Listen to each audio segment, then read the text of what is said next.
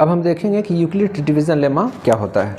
What is Euclid's division lemma? It states that, यह कहता है कि for any two positive integers, किसी भी दो पॉजिटिव इंटीजर के लिए, मान के चलिए पहला पॉजिटिव इंटीजर a मान लिए जिसे बोले ये डिविडेंड है, और दूसरा पॉजिटिव इंटीजर मान लिए कि b है जो डिवाइजर है।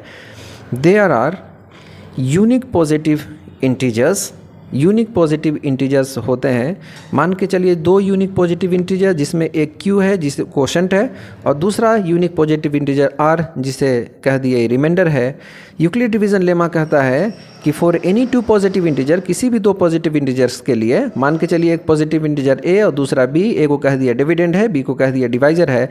तो जब हम a को b से डिवाइड करेंगे या डिविडेंड को डिवाइजर से जब हम डिवाइड करेंगे तो फिर हमें दो यूनिक पॉजिटिव इंटीजर मिलते हैं, जिसमें पहला यूनिक पॉजिटिव इंटीजर को मान लिए कि q है जो कोशेंट है, और दूसरा यूनिक पॉजिटिव इंटीजर को मान लिए कि r है जो रिमाइंडर है। तो इनके बीच डिविडेंड, डिवाइजर, कोशेंट और रिमाइंडर के बीच जो रिलेशनशिप होता है such that a is equal to B Q plus r, where जहाँ r इज इक्वल टू और ग्रेटर देन 0, जो रिमाइंडर होता है r होता है या तो 0 के बराबर या 0 से बड़ा होता है, एंड लेस देन b, और b से छोटा मतलब डिवाइजर से छोटा होता है।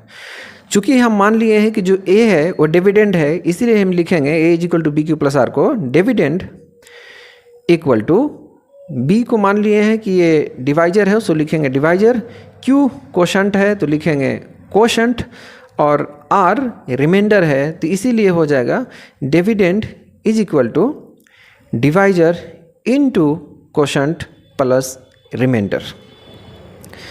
चलिए इस यूक्लिड डिवीज़न लेमा को एक एग्जांपल से समझते हैं। मान लिए पहला पॉजिटिव इंटीजर 156 और दूसरा पॉजिटिव इंटीजर 16 है।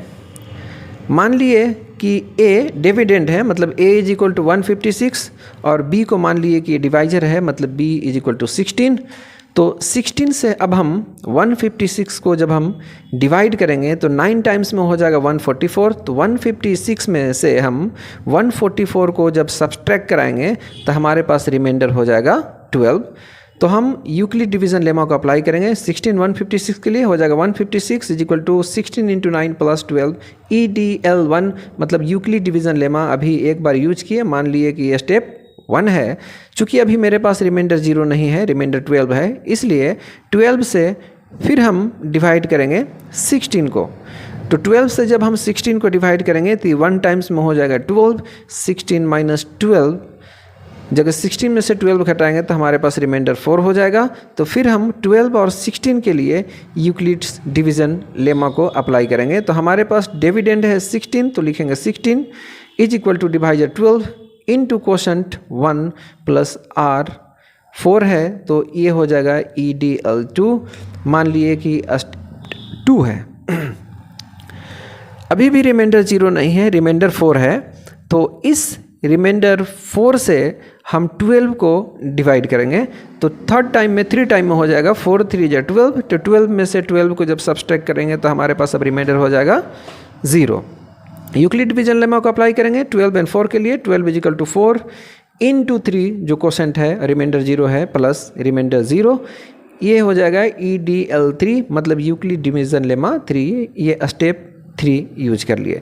देखिए स्टेप 1, स्टेप 2, स्टेप 3 में हम यूक्लिड डिवीज़न लेमा अप्लाई कर रहे हैं। उस समय तक हम अप्लाई करते रहे जब तक कि हमारा रिमाइंडर 0 नहीं आ गया। तो यही स्टेप बाय स्टेप यूज को, मतलब यूक्लिड डिवीज़न लेमा का जो स्टेप बाय स्टेप हम यूज कर रहे हैं, इसी यूक्लिड डिवीज़न लेमा का स्टेप बाय स्टेप यूज को हम यूक्लिड डिवीज़न एल्गोरिदम कहते हैं, जब तक कि रिमाइंडर 0 नहीं आ जाता है। तो चलिए हम देखते हैं यूक्लिड डिवीज़न एल्गोरिदम क्या होता है। Step by step use of EDL to find HCF of 2 number is called EDA। 2 number का HCF पता करने के लिए यूक्लिड डिवीज़न लेमा का स्टेप बाय स्टेप यूज को यूक्लिड डिवीज़न एल्गोरिदम कहा जाता है।